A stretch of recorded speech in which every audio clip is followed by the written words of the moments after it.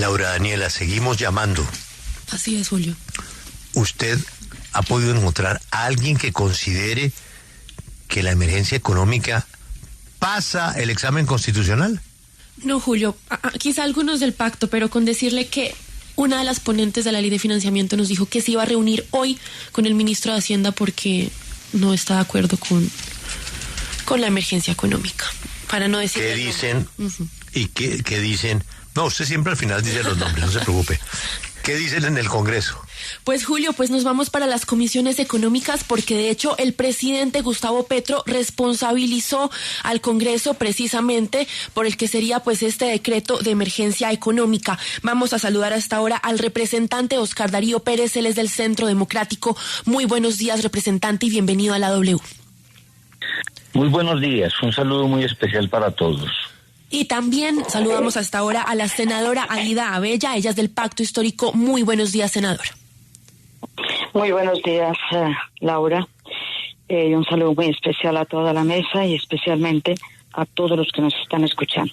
Representante Oscar Darío Pérez, pues el presidente Petro publica en su cuenta de X que esta emergencia económica no es un capricho, que la ley de financiamiento ha pasado por lo menos 2 veces por el Congreso y no la han aprobado. ¿Usted qué responde? Pues yo respondo de que el Congreso no tiene la obligación de aprobar ninguna ley de financiamiento, es que el Congreso tiene sus propias competencias y sus propias obligaciones, y una de ellas es aprobar el presupuesto general de la nación.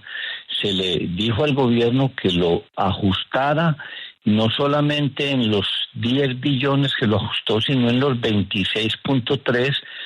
Oídos sordos, el Congreso determinó que la ley de financiamiento no tiene ninguna justificación, y echarle la culpa al Congreso no es nada novedoso, porque el presidente siempre le echa la culpa a otros de sus propios actos. Yo pues le pregunto a cualquiera de los oyentes si conoce algún acto donde el presidente haya asumido la responsabilidad. Sí, senadora Aida Abella, le traslado la pregunta de Julio. ¿Hay posibilidad de que este decreto de emergencia económica no sea improcedente e incluso inconstitucional? Bueno, primero que todo, un saludo muy especial, pero al doctor Pérez.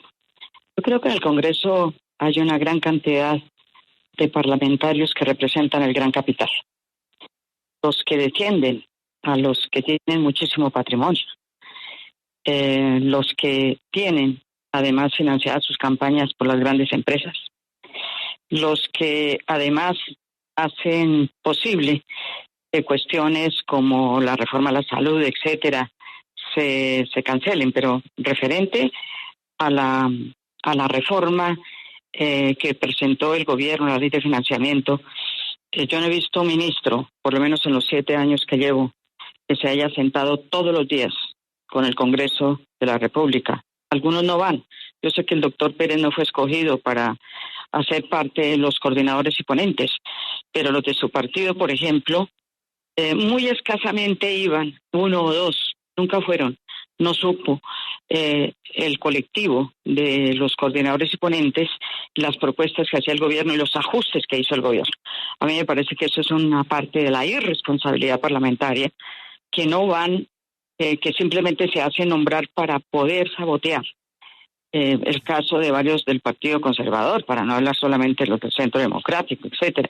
Y yo sí pienso que hay necesidad de que el Congreso no piense solamente en sus debilidades o personales o de negocios o de favorecer a quienes pagan la campaña, sino en el país.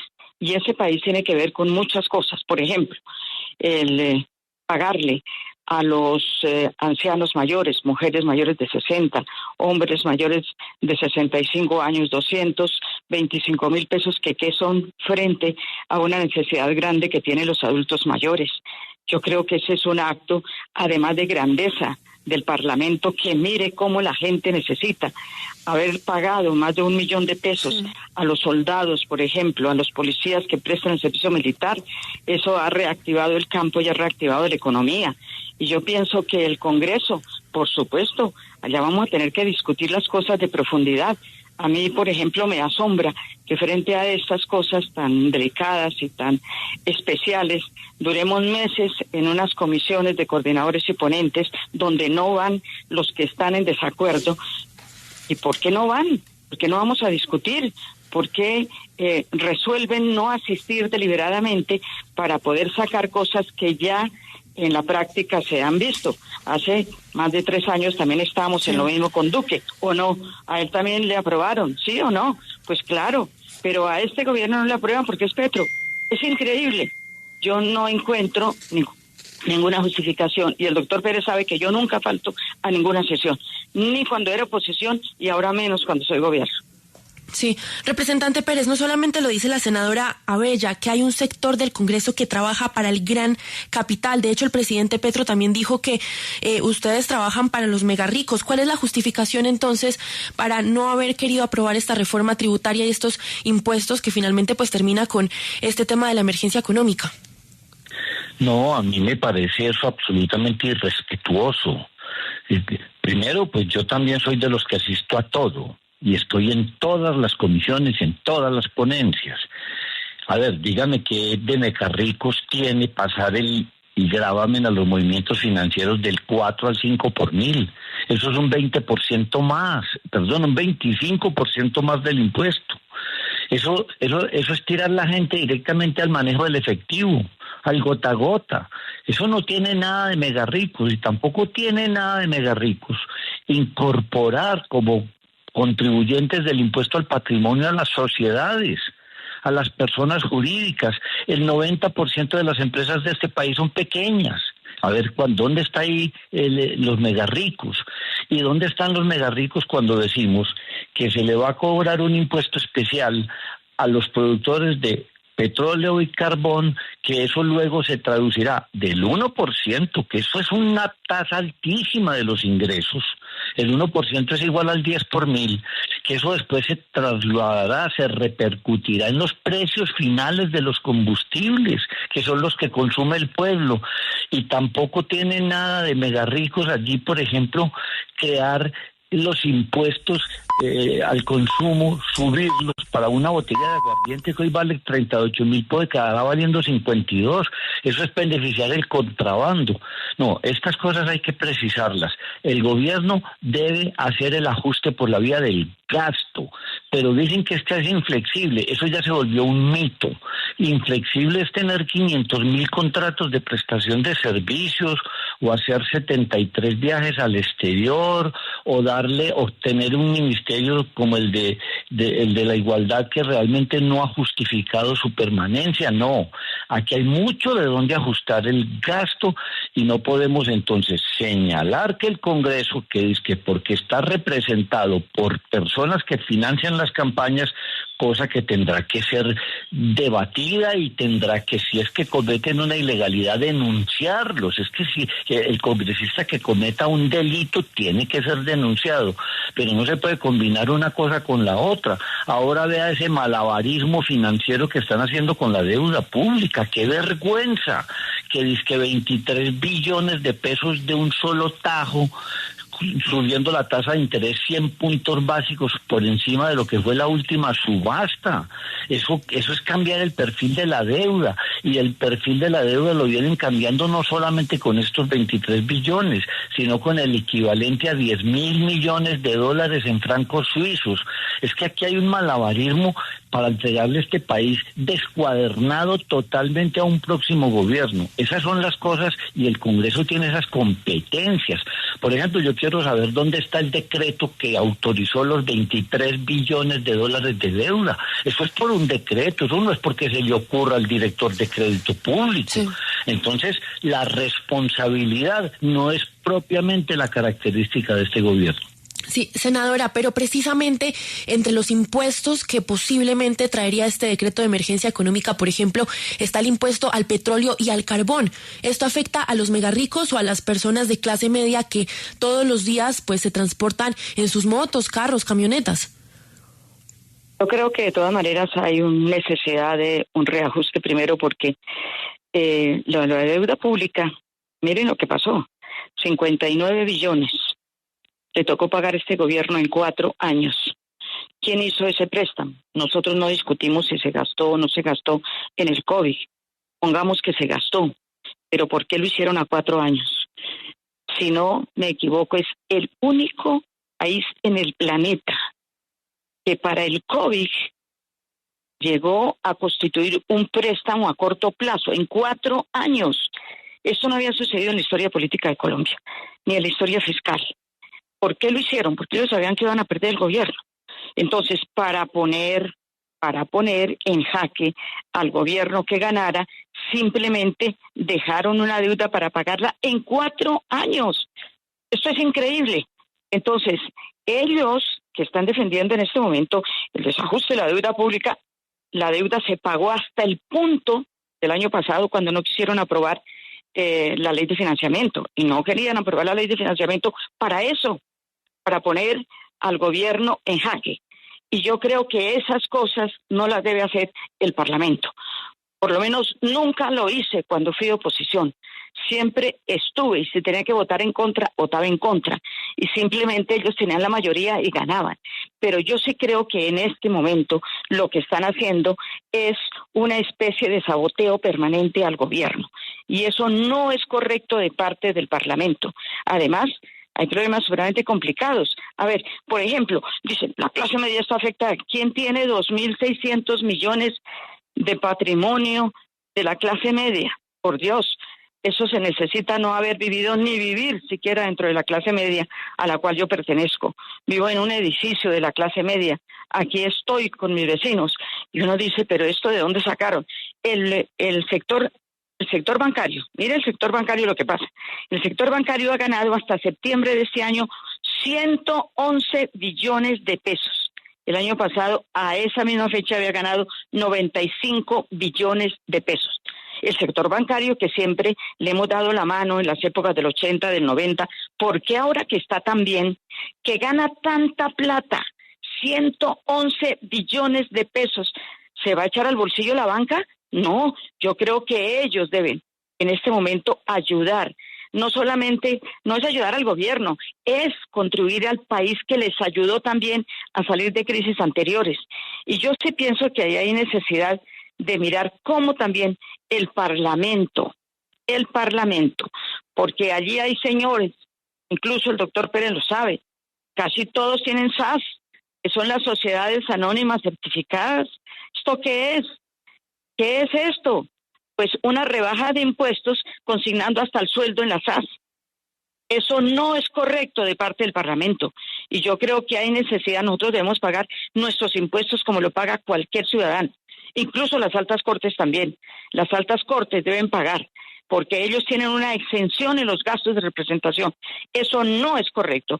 Las altas cortes deben pagar sobre todo lo que reciben, como recibimos también en el Congreso, pagamos sobre todo lo que es factor salarial.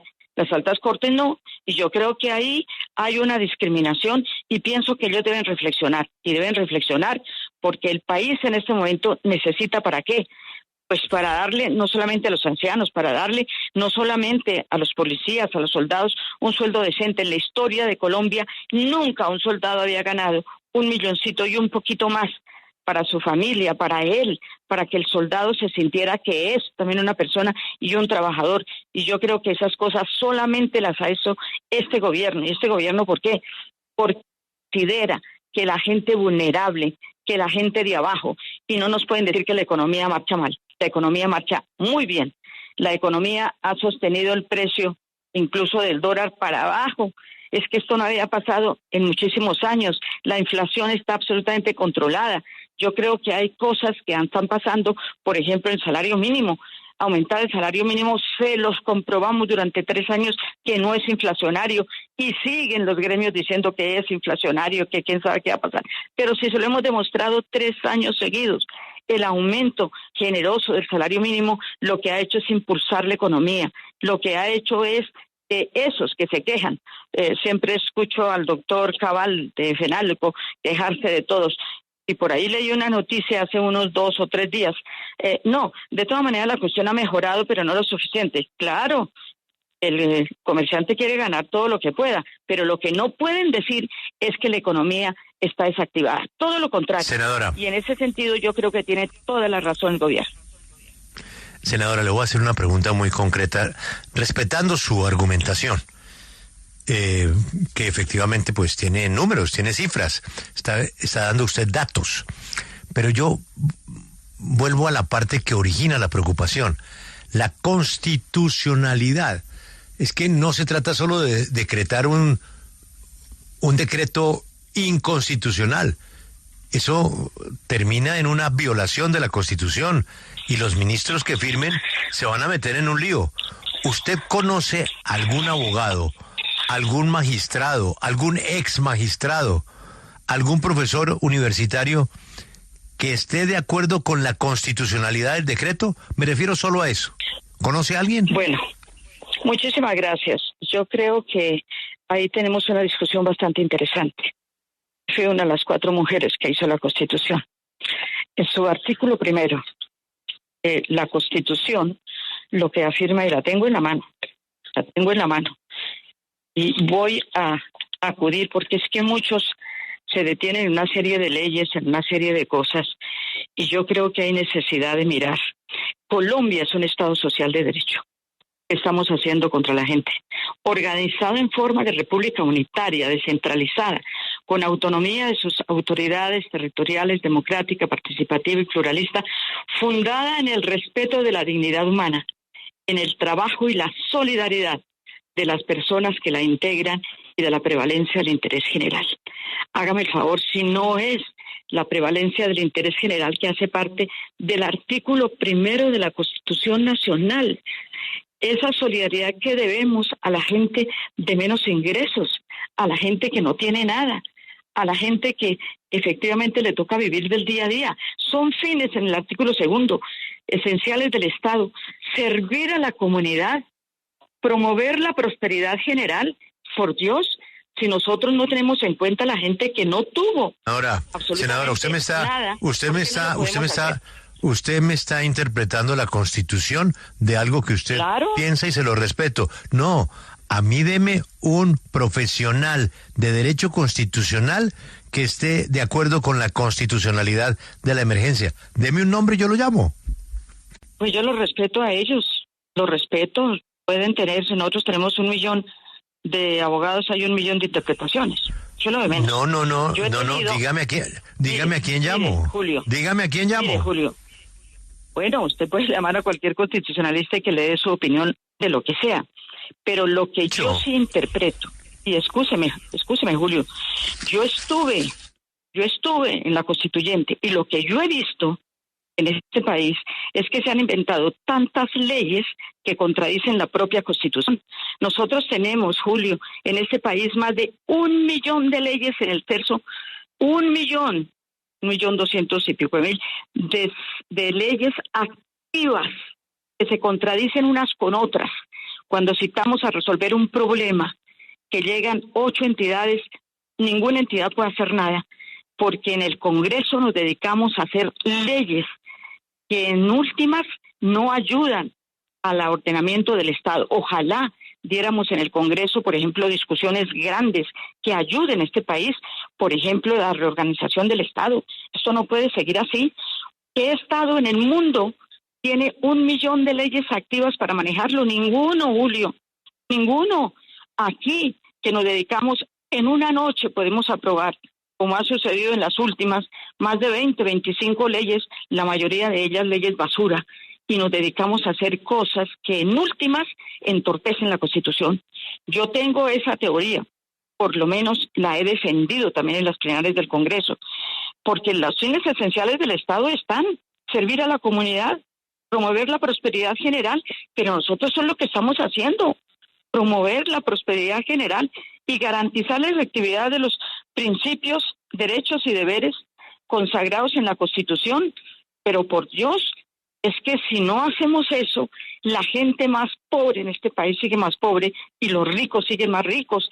Y yo creo que si algo tuvo la Constitución del 91 es el consenso de todos los partidos. Claro, no existía el Centro Democrático, no existía el Cambio Radical, existía el Partido Liberal, el conservador dividido en 2 sectores, etcétera. Era otra. pero esto fue el consenso político, sí, y ese consenso político es el que hacemos respetar, Julio. Sí. Porque entonces, ¿a qué nos atenemos? Cuando hay dificultades entre una ley y otra, es el artículo 4. Mire lo sabio que es ese artículo. En todo caso de incompatibilidad entre la Constitución y la ley u otra norma jurídica, se aplicarán las disposiciones constitucionales. Pero, senadora, permítame ir con el representante.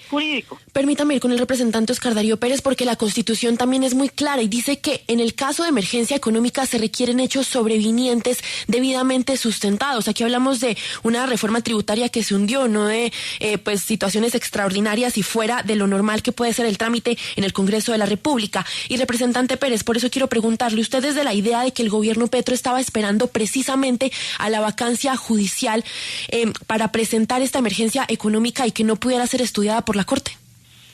Por supuesto, esto fue una actitud absolutamente mañosa, esperar que fuera a entrar las Cortes en vacancia judicial para expedir este decreto. Es que el artículo no es ni el 1, ni el 2, ni el 4, el artículo es el 215. No hay hechos sobrevinientes, y yo quiero aprovechar para corregir las cifras, Julio. Es que la senadora, a quien yo aprecio, es una persona de muy buena fe, muy trabajadora, pero las cifras no son esas, senadora. El gobierno Duque aceptó 5.400 millones de dólares de un crédito del Fondo Monetario Internacional a una tasa del 3%, que era la tasa más favorable del mundo. Y no solamente fue Colombia el que se acogió a eso, fueron muchísimos países. Ese es un crédito para enfrentar una situación gravosísima como fue la pandemia, y eso nunca da 59 billones, por favor, eso son 20 billones, y que todos los días este gobierno ha hecho el malabarismo financiero con la deuda. Pues mire que estamos hablando de los 23 billones de pesos que hicieron ahí, haciendo una especie de gimnasia como si eso fuera para esos propósitos. La deuda pública de un país es un tema muy serio para que un director de crédito público venga aquí con unas jugarretas que son absolutamente repugnantes frente al riesgo que el país corre. Ahí tenemos las calificadoras de riesgos bajándonos la calificación, no tenemos credibilidad ni confianza internacional. ¿Y de dónde sale aquí que la economía va muy bien con un déficit fiscal que va a terminar en el 7% y una deuda pública que va a terminar en el 66% del PIB?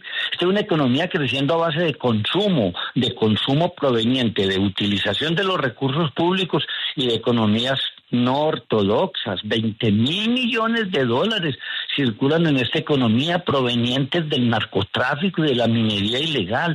Es que las cosas tenemos que decirlas con su nombre propio. La economía no pasa por un buen momento. El gobierno que venga va a tener que recomponer la deuda pública. El gasto de funcionamiento es vertiginoso. La inversión es famélica. No, yo creo que las cosas hay que ponerlas en su punto. Sí. Julio, el artículo 215 no permite, no va a encontrar ningún constitucionalista ni ningún estudiante de derecho que le encuentre una causa objetiva para justificar el decreto de emergencia económica. No lo va a encontrar, por mucho que lo busque. Y por supuesto que tanto lo sabían en el Palacio de Nariño que evitaron que la Corte Constitucional lo pudiera estudiar, porque no olvidemos que al día siguiente de expedido el decreto tienen que ponerlo a disposición de la Corte Constitucional. El Congreso de la República tiene algunas labores que hacer con estos decretos, pero tiene que ser en la vigencia fiscal siguiente, es decir, durante todo el año 2026, cuando ya la gente pagó el impuesto de patrimonio. Es que el impuesto de patrimonio lo están creando para las sociedades, hoy lo teníamos solamente las personas naturales, y están grabando también a las personas comunes y corrientes pasando del 4 al 5 por mil, y el efecto que va a tener en las petroleras y en las carboneras, y los impuestos al consumo en cuanto a licores, cigarrillos, cervezas, etcétera. Yo creo que esto hay que sincerarlos. Definitivamente el gobierno necesita los 16 billones de pesos, y lo de los ancianos que dice la doctora Ida, también nos duelen a nosotros. Es un programa que creó Álvaro Uribe. Ese programa no está creado por este gobierno. Eso se llama Colombia Mayor y siempre se ha pagado del presupuesto nacional. Así que estas cosas hay que ponerlas en su conjunto, con claridad, en blanco y negro, para que no vaya a quedar ante la audiencia pública que es que el Congreso de la República no quiere que se le resuelvan los problemas a los pobres. Pues, representante, estaremos al tanto de lo que ocurra con el estudio de este decreto de emergencia económica, tanto en la Corte como, por supuesto, la revisión que harán ustedes en el Congreso. Agradecemos a nuestros invitados, al representante Oscar Darío Pérez del Centro Democrático y también a la senadora Aída Abella del Pacto Histórico.